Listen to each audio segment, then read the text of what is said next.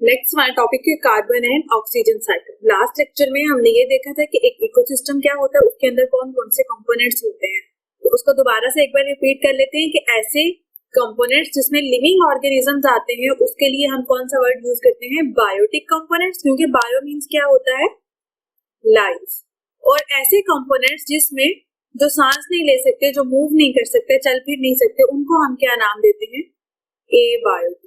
तो अब जब हम बात कर रहे हैं कार्बन एंड ऑक्सीजन साइकिल की, तो यहाँ पर ये दोनों हमारे पास क्या है, कार्बन भी एबायोटिक फैक्टर होगा और ऑक्सीजन भी एबायोटिक फैक्टर होगा। बट जैसे हम बात करेंगे नेक्स्ट साइकिल के बारे में, जैसे हम सांस लेते हैं, हम ऑक्सीजन या हवा जो उसको अंदर लेकर जाना है और फिर उसको एक्सेल करते हैं यानी बाहर निकालते हैं, तो इसको हम क्या कहेंगे, ऑक्सीजन यहाँ पर क्या होगी, एबायोटिक फैक्टर होगी। लेकिन अब ह्यूमंस की बात करें या एनिमल्स की बात करें कि वो सांस ले रहे हैं, तो वो क्या होंगे, वहां पर बायोटिक फैक्टर्स।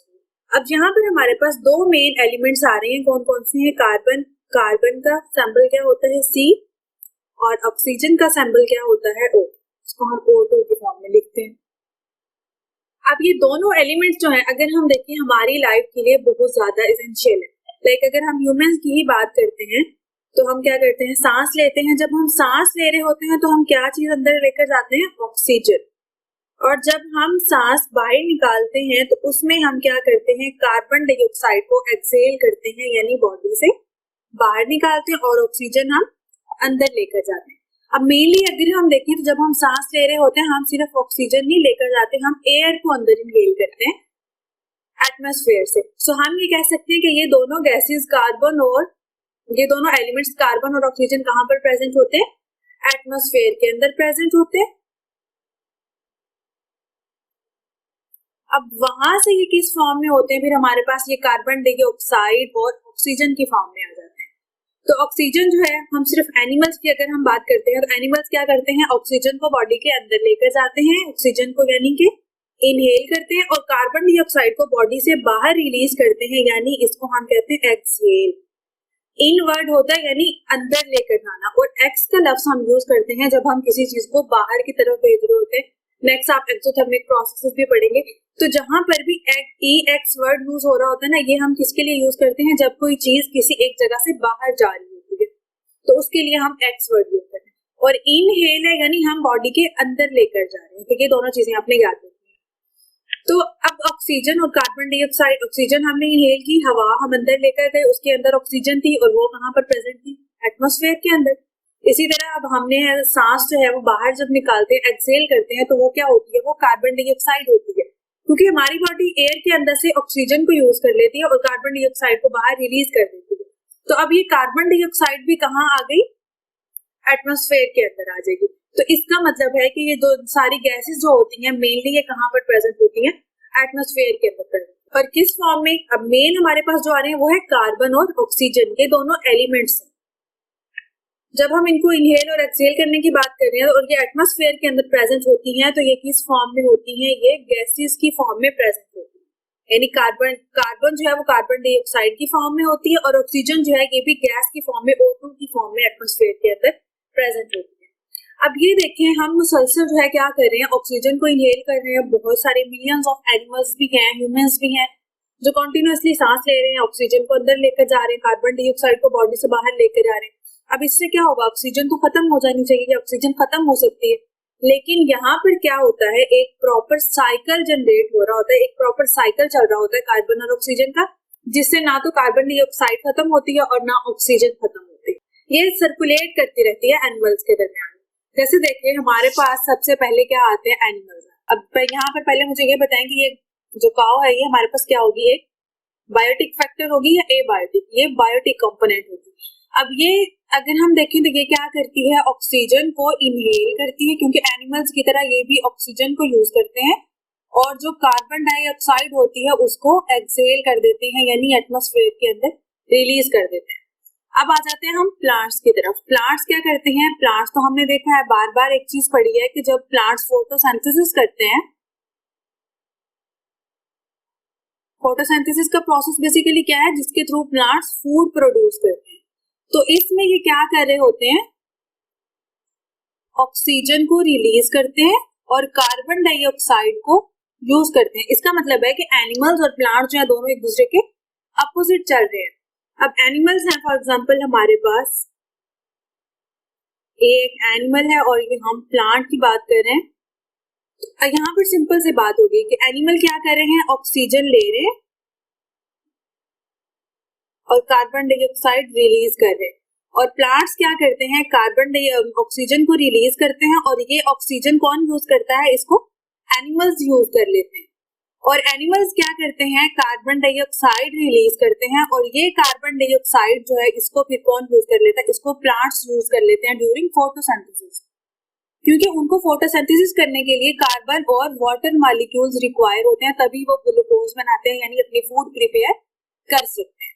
तो इसका मतलब है कि यहाँ पर जो एनिमल्स या ह्यूमंस जो है वो कार्बन डाइऑक्साइड रिलीज कर रहे हैं, वो कहाँ पर जा रही है, प्लांट्स के पास। प्लांट्स इस कार्बन डाइऑक्साइड को यूज करेंगे और ये क्या करेंगे, ऑक्सीजन रिलीज करेंगे, और वो ऑक्सीजन कहाँ पर रिलीज होगी, जाहिर है प्लांट जो है वो एटमॉस्फेयर के अंदर ही उसको रिलीज करते हैं, तो ये दोबारा से ऑक्सीजन कहाँ चली गई, एटमॉस्फेयर के अंदर चली गई।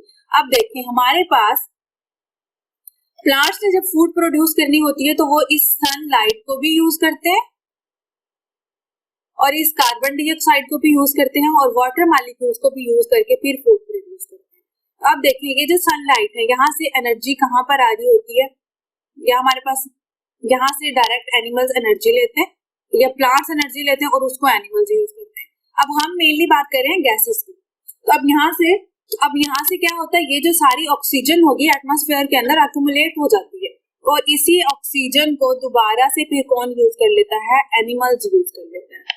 तो इससे आपको समझ आए कि किस तरह ऑक्सीजन और कार्बन डाइऑक्साइड जो है एटमॉस्फेयर के अंदर, एक एनवायरनमेंट के अंदर सर्कुलेट कर रही होती है लिविंग ऑर्गेनिज्म और नॉन लिविंग ऑर्गेनिज्म के दरमियान में। इस तरह फिर क्या होता है, ना तो ऑक्सीजन खत्म होती है और ना ही कार्बन डाइऑक्साइड एनवायरनमेंट के अंदर एक्युमुलेट होती है कि वो हमारे लिए टॉक्सिक हो जाए।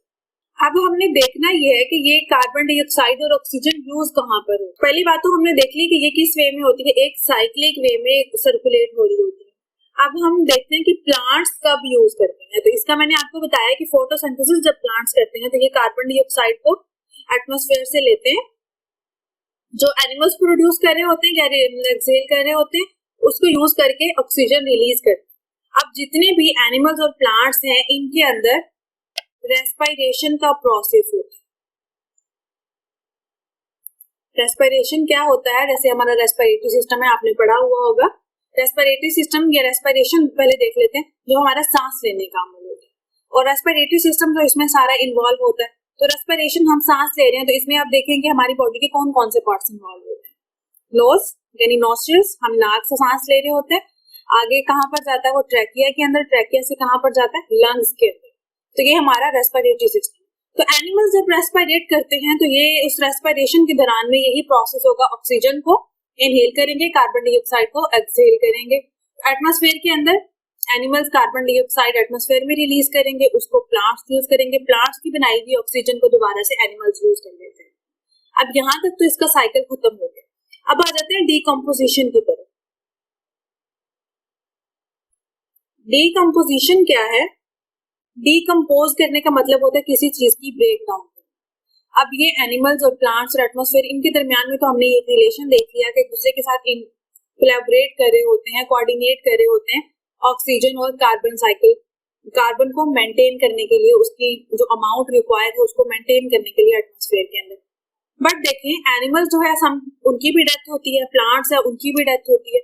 तो आपने देखा होगा कि जब एक एनिमल, किसी भी एनिमल की जब डेथ होती है या प्लांट की, तो कुछ टाइम वो एक जगह पर पड़े रहते हैं और कुछ टाइम के बाद क्या होता है, वो मट्टी में मिल जाता है। तो वो बेसिकली क्या होती है, उनकी डीकम्पोजिशन हो जाती है। अब ये डीकम्पोजिशन कौन करता है, एनिमल्स की डीकम्पोजिशन प्लांट्स तो नहीं करते और ना प्लांट्स की डीकम्पोजिशन एनिमल्स करते हैं। तो फिर ये कौन करता है, वहां पर कुछ माइक्रो ऑर्गेनिजम्स होते हैं। माइक्रो ऑर्गेनिज्म यानी जिनको हम आम आंख से नहीं देख सकते, जिनको देखने के लिए हम माइक्रोस्कोप का यूज करते हैं। बैक्टीरिया हो सकते हैं, डिफरेंट फंजाई हो सकते हैं, तो वो उसको डीकम्पोज कर देते हैं, उसकी ब्रेक डाउन कर देते हैं। अब देखिए किसी एनिमल की जब बॉडी की ब्रेक डाउन होगी तो इसकी बॉडी के अंदर क्या क्या चीजें होती हैं, डिफरेंट गैसेस भी होती हैं, डिफरेंट न्यूट्रिएंट्स भी होते हैं, बायोमास भी होता है, क्योंकि हम जो फूड ले रहे होते हैं वो हमारी बॉडी के अंदर इकट्ठी हो रही है एनर्जी की फॉर्म में। और कुछ को हम यूटिलाइज कर लेते हैं, कुछ हमारी बॉडी के अंदर अकोमुलेट हो जाती है, इकट्ठी हो जाती है। इसी तरह हमारी बॉडी के अंदर डीएनए भी होता है, प्रोटीन्स भी होते हैं, कार्बोहाइड्रेट्स भी होते हैं। तो ये बैक्टीरिया क्या करते हैं, वो जो बायोमास होता है यानी जो डेड बॉडी किसी भी एनिमल की या प्लांट की जो डेड बॉडी होती है उसके अंदर जो सारा मास होता है उसको क्या कर देते हैं, डिकम्पोज कर देते हैं। अब इससे भी क्या होगा, ये क्या करते हैं, ऑक्सीजन गैस को यूज करते हैं एरोबिक बैक्टीरिया, और इसी तरह जो कार्बन है उसको, जो कार्बन होती है इनकी बॉडी के अंदर उसको एटमॉस्फेयर के अंदर रिलीज कर दिया जाता है, और यही कार्बन फिर क्या बना देती है, कार्बन डाइऑक्साइड बना देती है। तो चीजें क्लियर हो गई कि हमारे पास एटमॉस्फेयर के अंदर कार्बन और ऑक्सीजन होते हैं। अब ये कार्बन कहाँ से आती है, यही जब डेड प्लांट्स या एनिमल्स हैं इनकी डिकम्पोजिशन होगी तो वो जो माइक्रो ऑर्गेनिज्म उनकी ब्रेकडाउन करते हैं वो ऑक्सीजन को यूज कर लेते हैं, और उनकी बॉडी के अंदर जो कार्बन होती है, यानी अगर हम देखें प्रोटीन्स आती है हमारे पास, लिपिड्स है, कार्बोहाइड्रेट्स हैं, वो बेसिकली क्या है, कार्बन के ही कंपाउंड्स होते हैं। ऑक्सीजन यूज कर ली, अब कार्बन जितनी भी होगी उसको क्या कर देते हैं, वो एटमॉस्फेयर के अंदर रिलीज कर देंगे। एटमॉस्फेयर में ऑक्सीजन तो पहले से ही है क्योंकि प्लांट्स प्रोड्यूस कर रहे होते हैं, और हम भी ज़रा सांस ले रहे हैं, इसका मतलब है कि हवा के अंदर या एटमॉस्फेयर के अंदर ऑक्सीजन प्रेजेंट है। तो जैसे ही यहाँ से ये कार्बन डेड बॉडीज की डिकम्पोजिशन के बाद कार्बन एटमॉस्फेयर के अंदर रिलीज होगी तो वहां पर वो क्या बना देगी, जाकर कार्बन डाइऑक्साइड। उस कार्बन डाइऑक्साइड को प्लांट यूज करेंगे, और कार्बन डाइऑक्साइड कैसे प्रोड्यूस होती है, जब एनिमल्स सांस को एक्सेल कर रहे होते हैं और कार्बन डाइऑक्साइड को एक्सेल करते हैं, इसी तरह ह्यूमंस भी एक्सेल करते हैं। और ऑक्सीजन कैसे प्रोड्यूस होती है, जब प्लांट्स क्या करते हैं, फोटोसिंथेसिस करते हैं, तो उसके रिजल्ट में हमारे पास ऑक्सीजन आ जाती है। तो ये था हमारे पास कि किस तरह एक इन्वायरमेंट के अंदर कार्बन और ऑक्सीजन का जो लेवल है वो मेंटेन करते हैं। तो ये एक साइक्लिक प्रोसेस होता है क्योंकि एक चीज जो बना रही है दूसरी उसको यूटिलाइज करी है और उसके बाद दोबारा इसी तरह साइकिल चलता रहता है। इसलिए ना तो एनवायरनमेंट के अंदर या एटमॉस्फेयर में ना ऑक्सीजन खत्म होती है और ना ही कार्बन डाइऑक्साइड खत्म होती है, क्योंकि अगर ऑक्सीजन खत्म हो जाएगी तो एनिमल्स की डेथ हो जाएगी, अगर कार्बन डाइऑक्साइड खत्म हो जाएगी तो प्लांट्स की डेथ हो जाएगी। तो इसलिए क्या किया जाता है, इसको नेचुरली मेंटेन रखा जाता है।